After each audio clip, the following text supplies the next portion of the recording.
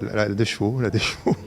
Moi, c'est les prototypes, toutes les voitures un peu originales. Le coupé traction, parce qu'elle a de la gueule, puis c'est de la bagnole, voilà. C'est la vraie voiture. De la vraie voiture. C'est peut-être ça qu'on vient chercher au Conservatoire Citroën à Aulnay-sous-Bois.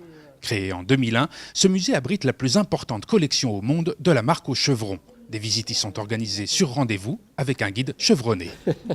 J'ai fait toute ma carrière chez Citroën. Je suis rentré en 1961 à Javel. Et j'ai démarré sur le véhicule H, celui de Louis Labrocante là. Plus de 300 véhicules sont conservés ici. Chaque modèle construit par la marque depuis ses origines. De la fameuse Type A, premier modèle commercialisé par André Citroën en 1919, à la C6 des années folles. Celle-là, elle a appartenu à Sacha Guitry.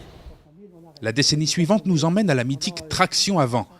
Mais c'est après-guerre que sort la voiture la plus populaire de la marque, la 2 chevaux. Un concept simple et économique, 42 ans de carrière, plus de 5 millions d'exemplaires vendus, la star du cinéma et des salles aux enchères. Hein, 40 000 euros. 137 000 euros. Un succès qui récompense une volonté d'innovation qui se poursuit dans les années suivantes. En témoigne la DS, véritable objet de science-fiction à sa sortie en 1955, qui deviendra la voiture des présidents. Véhicule de sport ou d'aventure, autobus ou prototype, le conservatoire vise aujourd'hui tous les publics. Alors au début c'était plus un public de passionnés et de connaisseurs. Mais maintenant c'est vraiment, depuis que le conservatoire ouvre au public, les générations actuelles, elles découvrent ce patrimoine. Et là ça permet de voir en un siècle l'évolution de l'automobile.